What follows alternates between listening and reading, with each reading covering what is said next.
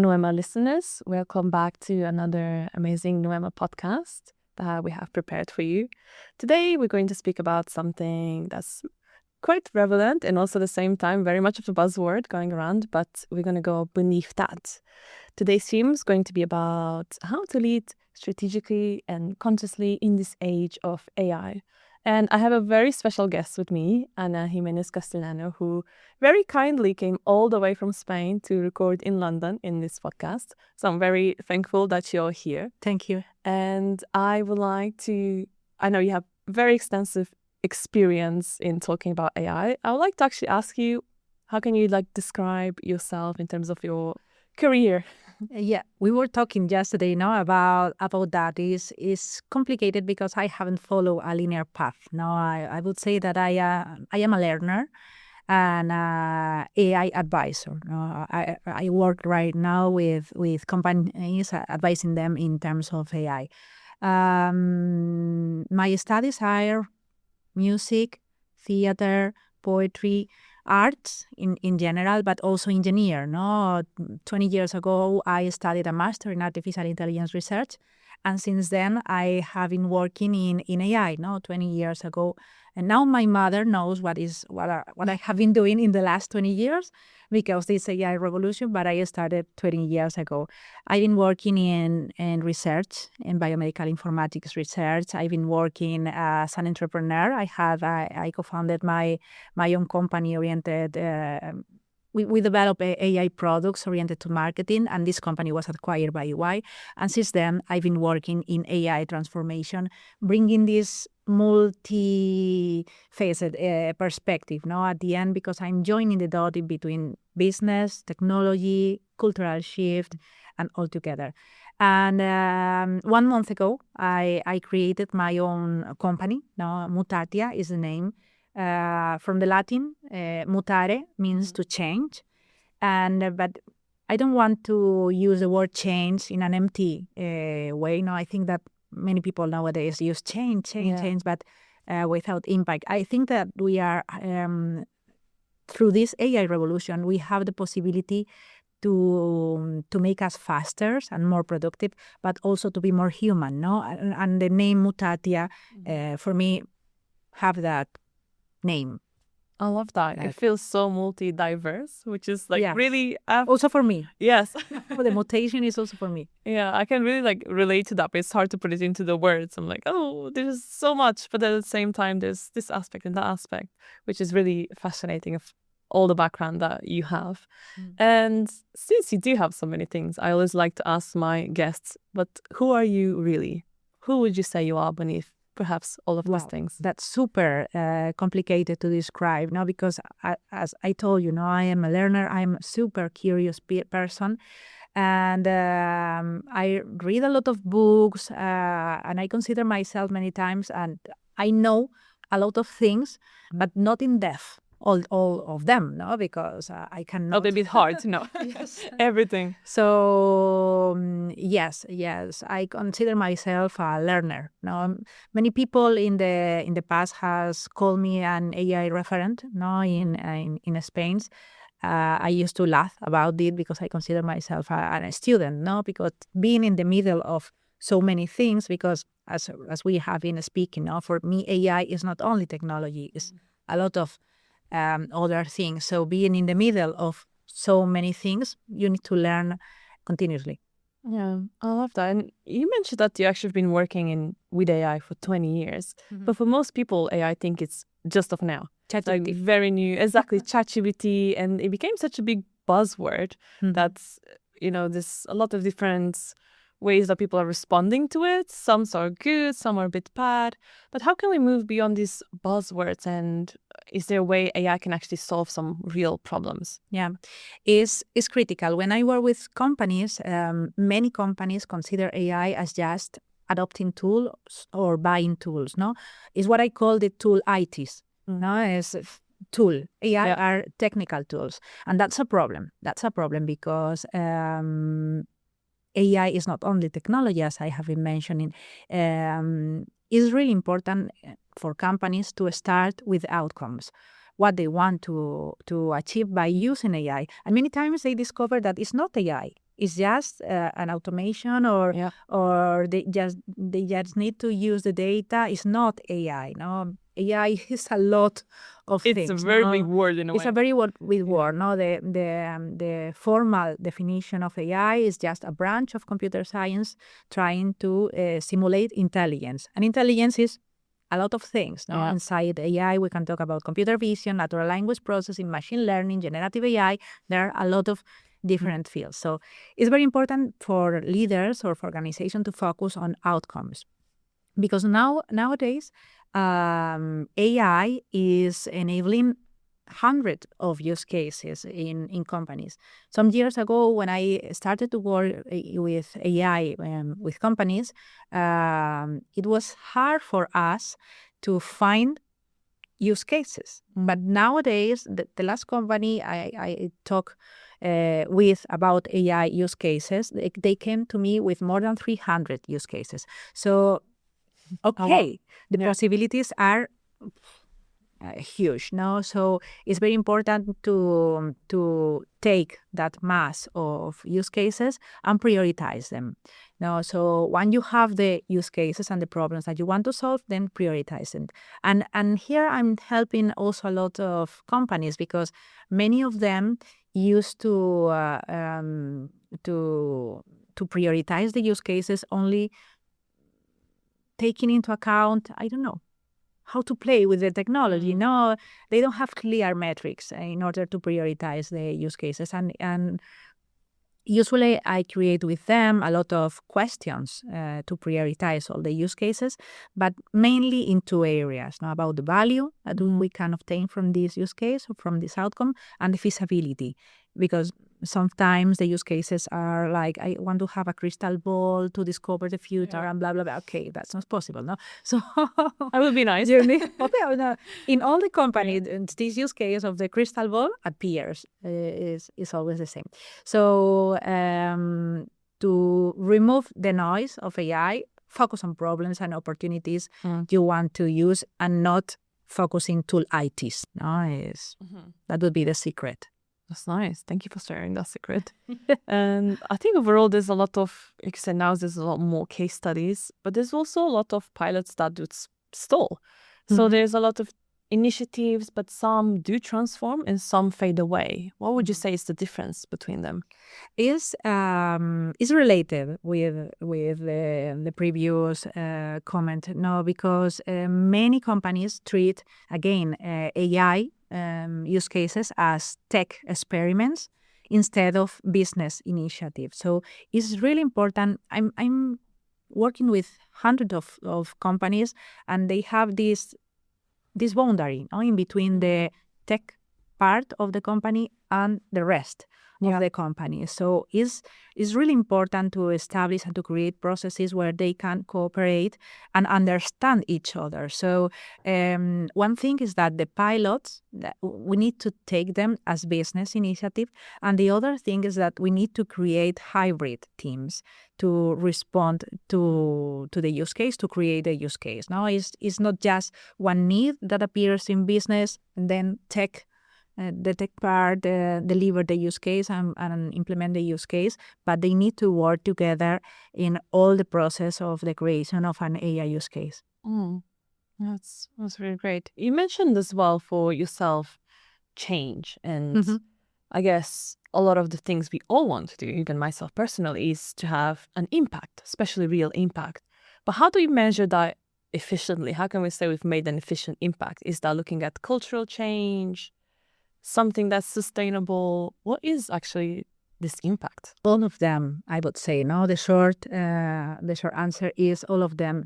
It's very typical when I work with companies that when they think in the impact, they think in the return of investment. No, and I call it, and that is a short-term thinking, and that's dangerous because they only looking at that impact, they are losing the mid-term and the long-term of this AI revolution.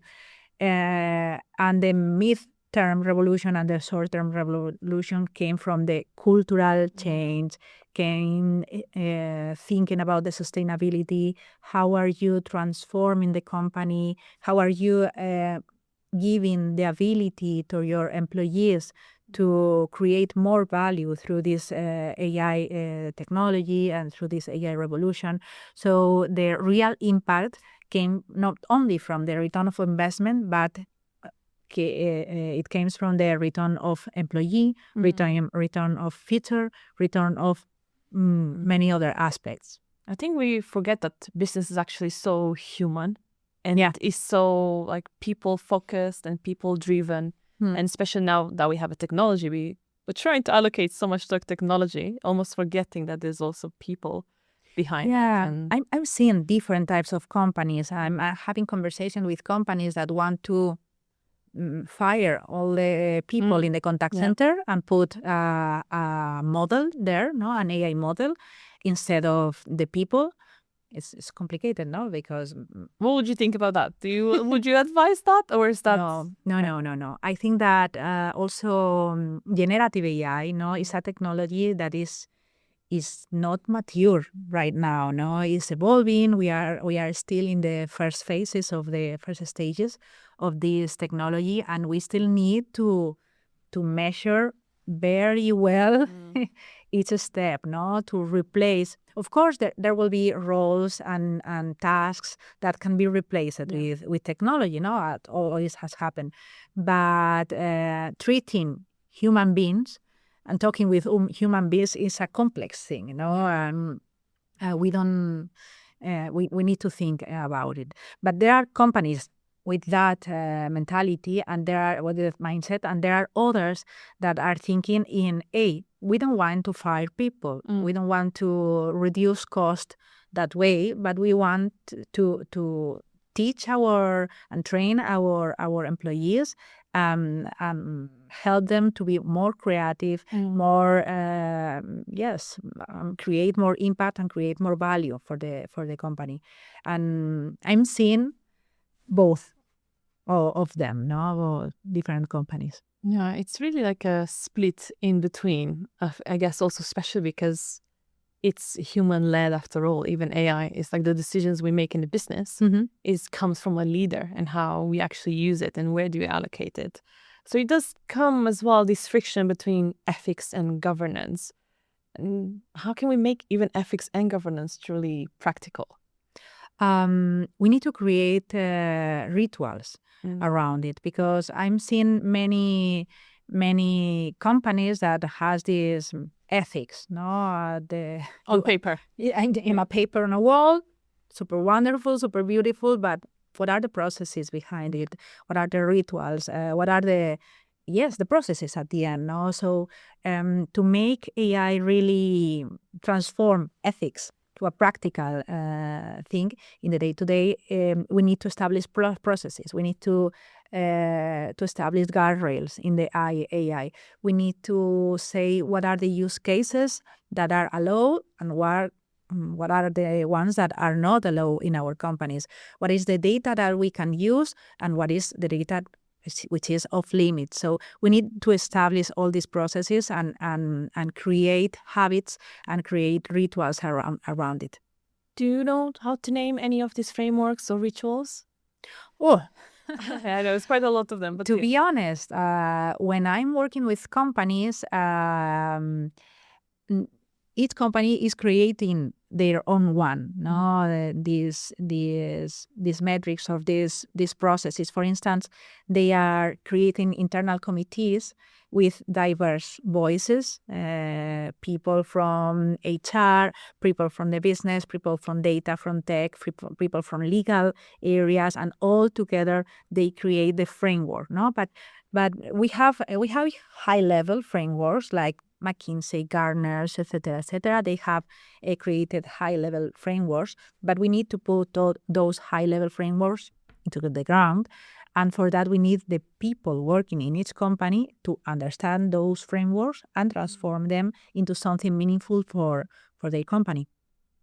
Yeah. Do you see that AI strategy will be more driven about the short-term gains, regulatory forms or more, or some people will try to push for values and responsibility? I'm seeing, as I was mentioning, both types of company. Of course, there's a risk if your objective is just the short term, and your AI strategy is just guided by this regulation and cost saving or these short term games.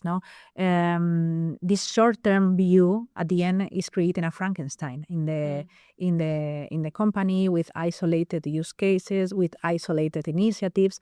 And that's also a complication in management. How do you manage all this Frankenstein? So it's very relevant when your AI strategy is guided not only by regulation, is important, of course, and get value from AI initiative is important, but also to have this long-term vision guided by the values many times. So how would you say they can keep those values? For instance, you don't say just our models are fair, but you establish and create teams to detect bias in models. And you create a red line team, diverse team that evaluate the models before putting those models into life, and say and detect these blind spots that you can find. Or also another ritual that some companies are creating is just a simple catalog with all the models that you have and all the AI use cases that you have internally in your company, the name, who owns the use case, and how this use case is evaluated. It's very simple, but to make the exercise to think at that level in each one of the use case is a very good exercise, because you have to think also in human values. Yeah, I like that. You touch upon something very important about this neutrality and equality. And I guess AI as a technology itself is not very neutral yet, because it's all based on already data that was in the past. And we know there was very biased in a way.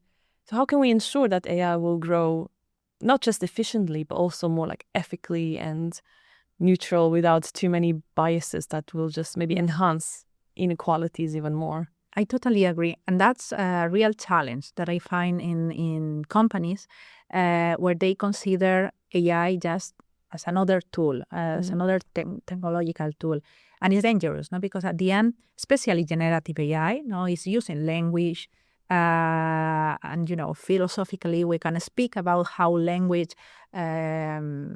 mark our behavior, and guide our behavior. So it's not neutral at the end, this technology, especially generative AI.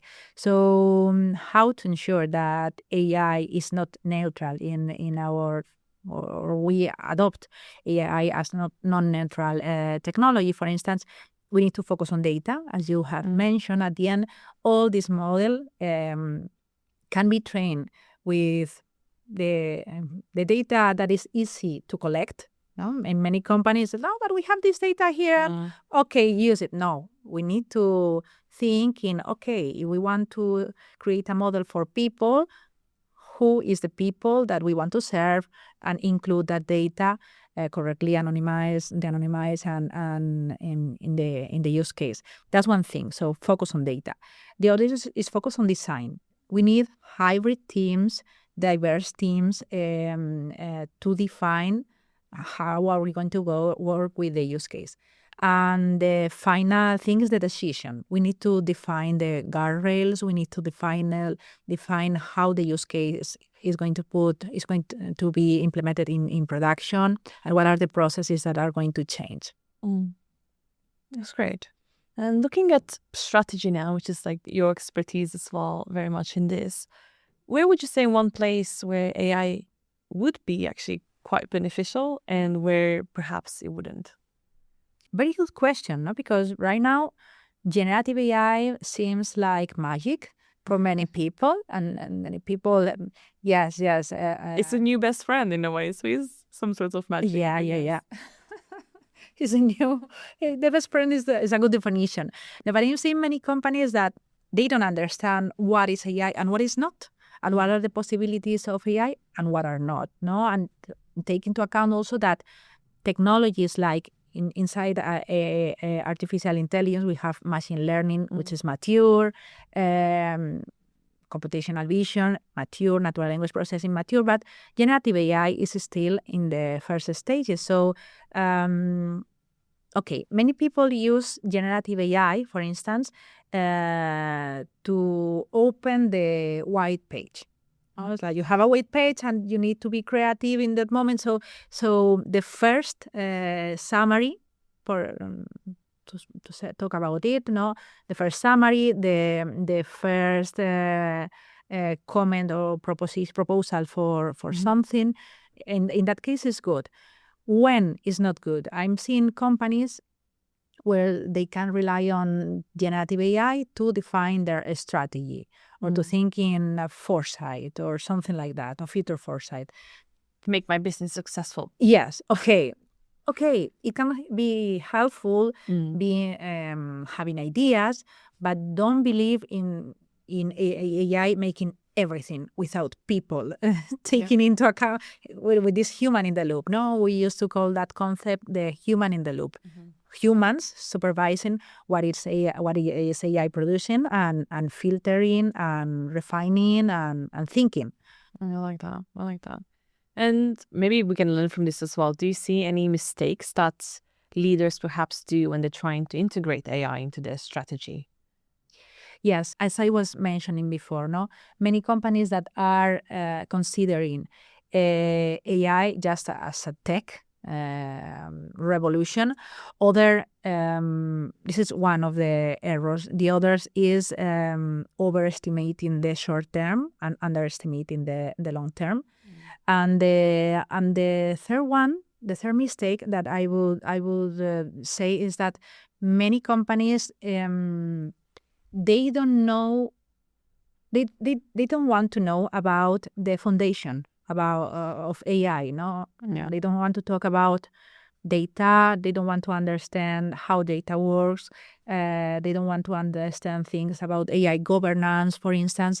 This is a challenge. Because at the end we need to create internally in the company a new way to think, a new way to learn, and we need to create a common, I used to say Esperanto, this new language to communicate in between the different areas and to have conversations in between the different areas.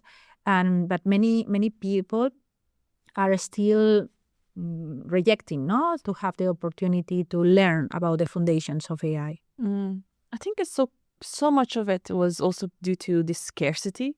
Because you said that there's a lot of companies that just said, okay, we're going to replace all of our people for AI. So I think also even employees are losing that kind of sort of value or trust where they work. So how would you say even leaders can translate that strategy, but in a way to empower their employees? That's critical because there are many employees and many people at the end that have fear about AI. I remember a conversation that I had 2 years ago with a student, a young person. He had like 22 or 21 years, and he was asking me about what were the capabilities of human being in which we were better than AI. He was thinking about that, and it's something that when I have been working with the employees in organization, it's something that you can feel. People is afraid of AI. They don't know if that technology is going to replace them.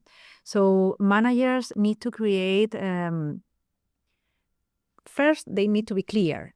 They need to make the employees know what is AI and what is not, and what AI can do and what is not. So people has the ability or the capability or the trigger to say, hey, AI is going to replace this task that I'm doing in my day-to-day, but that can be also an opportunity, So you don't spend in your day-to-day 3 hours reading emails and prioritizing them and blah, blah, blah, but you have an agenda every day in 10 minutes. It's like, oh, it's wonderful for me. No, so first of all, we need to explain clearly what is AI and what is not. Second, we need to involve people early in the process. Yeah. One thing that I'm seeing in companies is that they are giving the tools to the people, for instance, a copilot. No, they are giving the copilot to the people, but people take copilot and it's like, I don't know if this is useful for me. So you need to involve people early in the process and make them, give them the power to design the strategy, the AI strategy, bottom up in the organization, not only top down, but also bottom up with people innovating in the company. Yeah, no, I agree with that. I think it's so important to involve all kind of levels, and very importantly, like you said, early on, because too many do leave it too late or very much late, and then they just say, do this, and then how can the employees respond as well in that time? We would talk about scaling, and which all companies to aim to do, but how can you scale while still keeping people at the focus? We need to redefine the roles. I love those words. Yeah. I'm all about redefining. Yes. I've been a professor in different business schools during the last 10 years about AI strategy. And I remember one student in December of the last year that after the class, she asked me, teacher, what is the name or the role that I have to put right now on LinkedIn, on my LinkedIn profile? And I said, I don't know.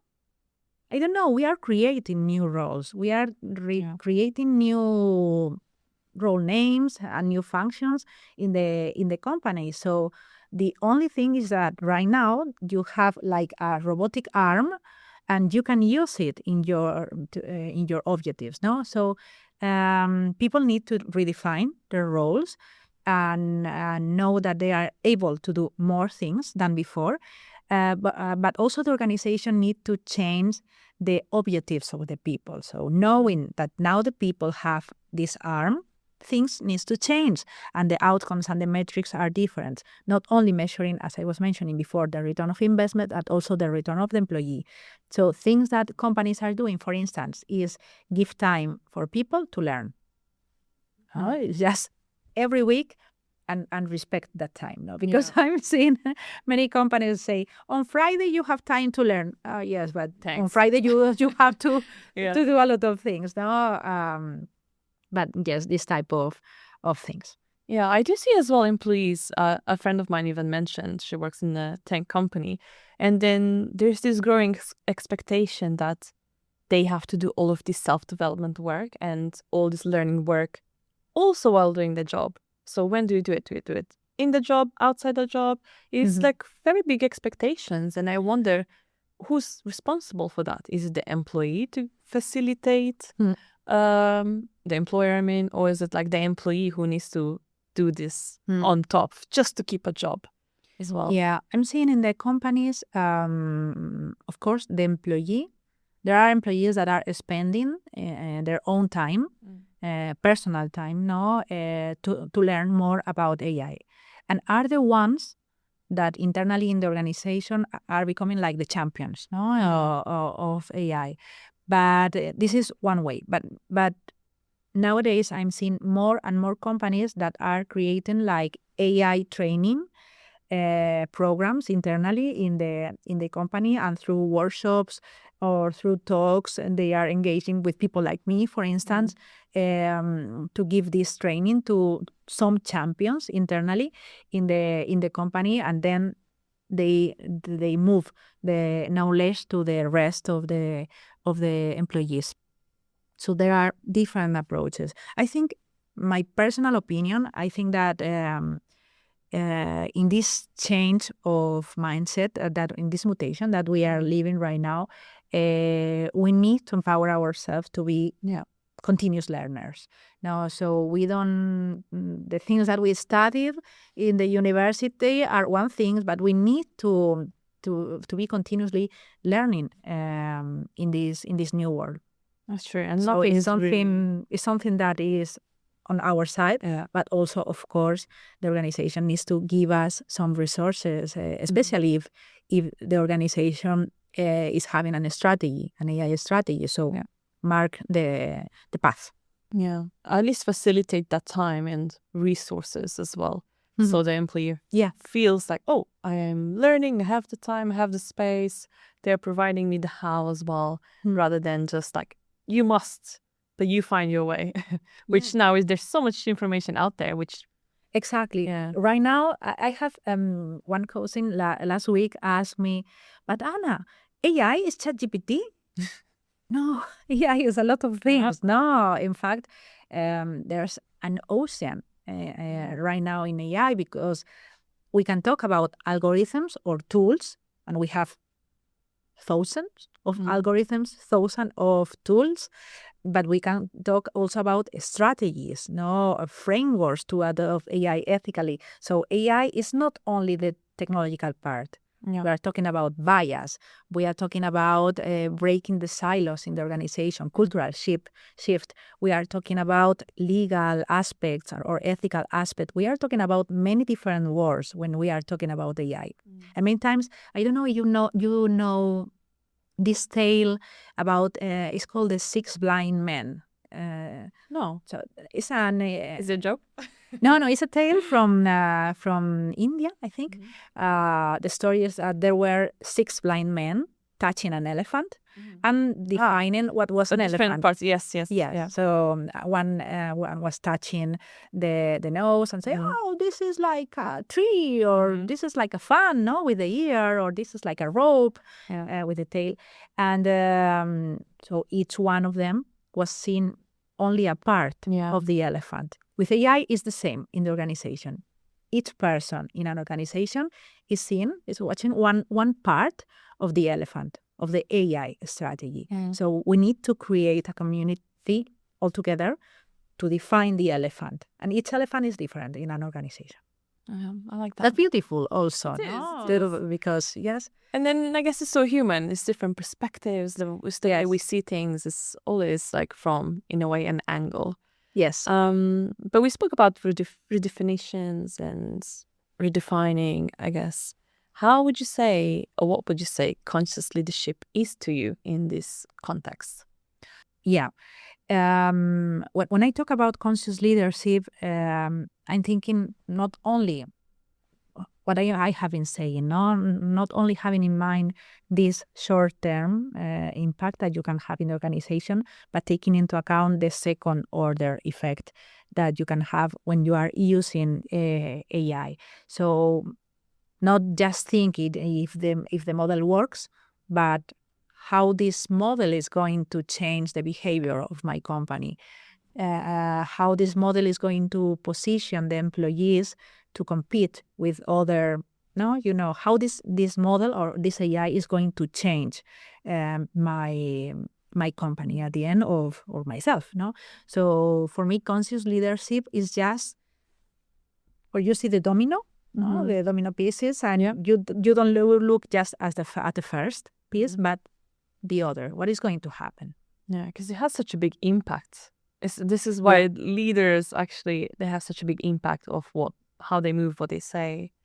And how would you say then you would balance scale, speed, and humanity, which is the driving forces of many businesses in a way?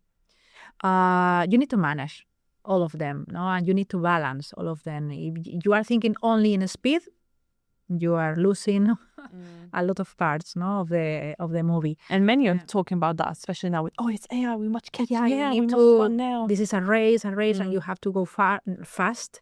But when you go fast, you don't go far anytime. So there's an African proverb, sentence about that. If you want to go fast, go alone. If you want to go far, go together, something like that.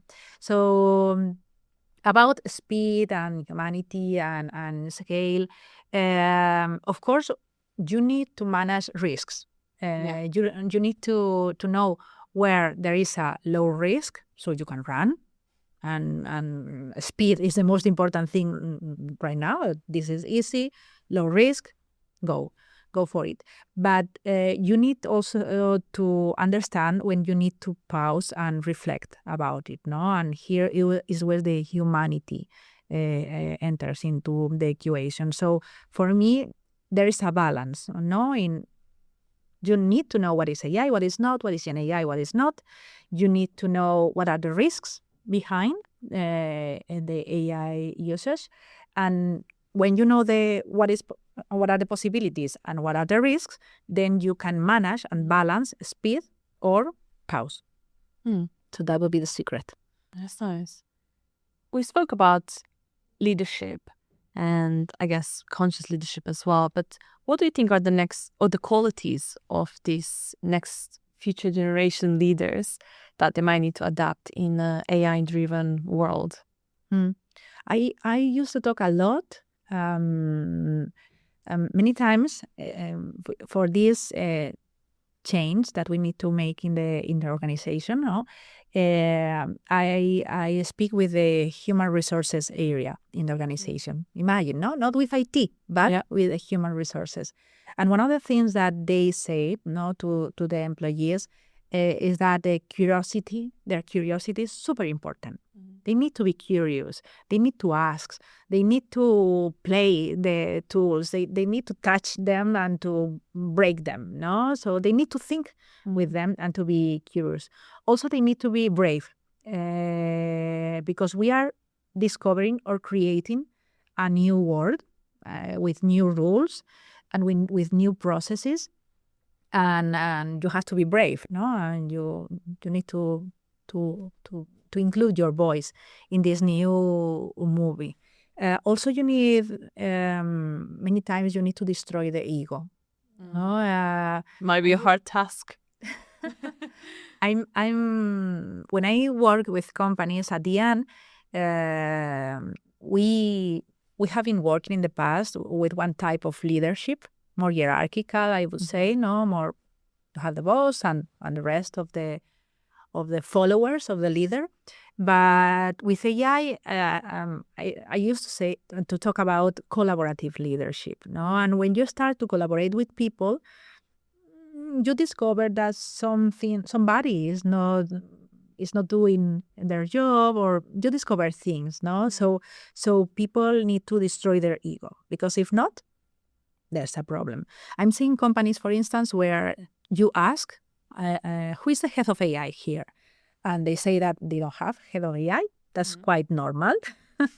But they want to have an AI strategy. That's not, they need to choose an AI leader.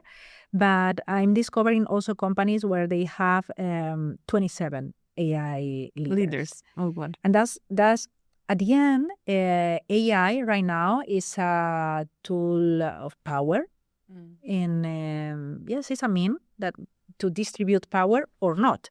So we need to destroy our egos here, and in order to create an AI strategy that democratize AI in the organization, we need to collaborate with people. So it's important to be curious, to have a collaborative mindset, also to be brave, and also to have a lot of imagination, no? Because we need to create new things, and these four qualities, I would say. No, I love that. I think you can think that you are thinking like yes, I'm thinking, because I absolutely agree, but at the same time, it's I guess the challenge I've always been thinking of, because I think the majority of the things are so much driven by ego. When we look at this society and like in ways of governance, and then it would be really, truly a redefining moment to say, actually, these soft skills we mentioned are way more powerful than that ego-driven power to drive things along the way. That might maybe make and move the needle in the short term, but then you alienate so many people, so many ways, and it's just not the most neutrally good thing in a way. No, I was saying with you yesterday, you know, the book this about reinventing organizations, no? The organization or how do people collaborate in the history has changed. And now we need a new change. There are organizations that are working like that, no? Destroying these egos and collaborating in between the areas. And those are the ones that now are creating an AI strategy more effectively, no? Because there are others with clear egos and bosses, and it's super complicated. No, this is the case where we have 27 heads of AI, HR, business. No, 27 heads of. No, everybody wants to be the head of.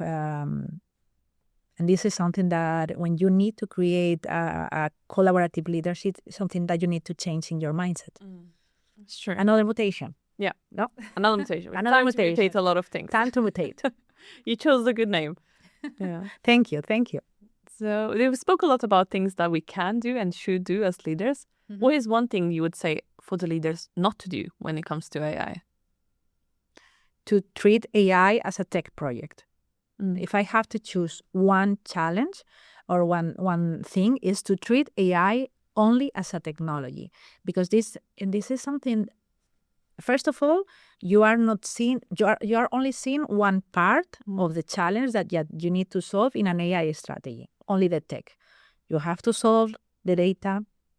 You have to solve the AI governance. You have to solve the change making. You have to solve the business, how to prioritize the business. You have to prioritize. You have to define or resolve a lot of changes. But if you only see the tech project, you are losing the entire AI strategy. So I would say that is something. Even not only in that part, because also when you try to make the change in the people and upskill and reskill the people from the different businesses in the organization. You try to create this Esperanto in between them in order to create a new language to collaborate. Many times you find that there are some person that they don't want to learn what is the data or because it's like, this is technology. So no. It's not technology. AI is not technology. AI is something that we need to build together internally in an organization. I like that. It goes so much more beyond technology. Yeah. And it's interesting how we do put in the bracket of, it's for technology, it's for the tech team. I actually don't need to work with that. So instead, we mentioned what to stop. What is something they can adapt, or maybe a perception they can change or should start to have in a way around this? Don't start with the tool. Start thinking about the problem that you want to solve, the opportunity that you want to solve, and decide if it's AI or not. Maybe it's not AI because right now everything is AI. Maybe not, because AI has a lot of risks. Maybe you just need, a dashboard to see the data, and that's all. You don't need AI. So first, I would say that don't start with the tools, with the technical things, but start with the problem. That's true, because I think many people now, or companies, are trying to say, I have the tool. What are we going to do with it? I don't know, but we have AI. We own AI, so we're going to be okay. Many times I go to the companies and I don't know, for instance, they have, it's very, very typical that they have copilots, no? Because they have the Microsoft suite and of course Copilot is there, no? So when I go to the company to train them in AI strategy, they think that I'm going to teach them in how to use Copilot and say, no.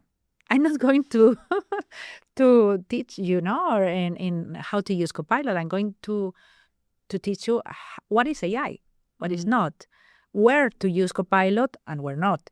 And let's decide and let's discover what are the problems that you can solve with AI, Copilot, and a lot of hundreds of resources or thousands of resources, and think in AI. Not only use AI, but think in AI. Now to end in a more positive note, in a way, and using imaginations, which you mentioned before. If it was maybe in 10 years from now, in your own personal note, how would you want to see the world while, of course, they're using AI? What would be the most ideal way this could be driven to? With the velocity that we are having, not in 10 years. It's like in Maybe 5 5 years. years, that's maybe too long. Yes.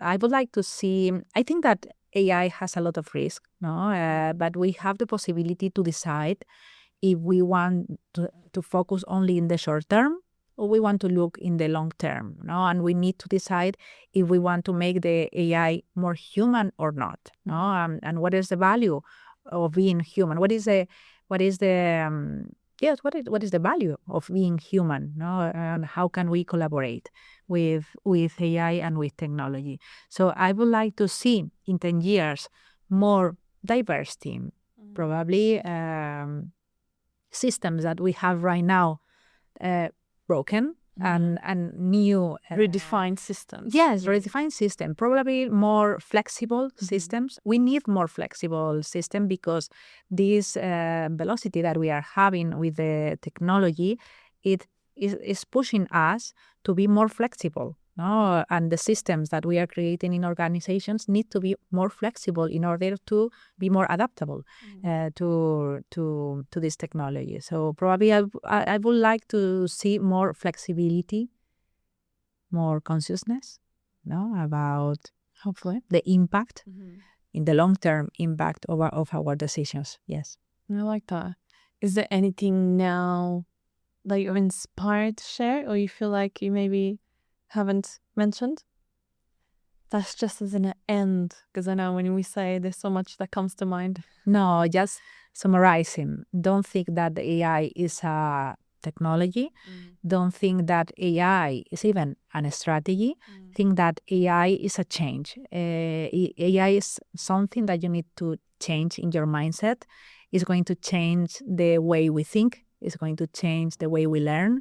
It's going to change the way we collaborate. So we need to take the right decisions, thinking in the long term. That would be the summary of everything. No, I love that. Thank you so much, Ana. Thanks to you. For all the listeners, what would be the best way to follow your journey and your teachings, and or in a way to get in touch with you as well?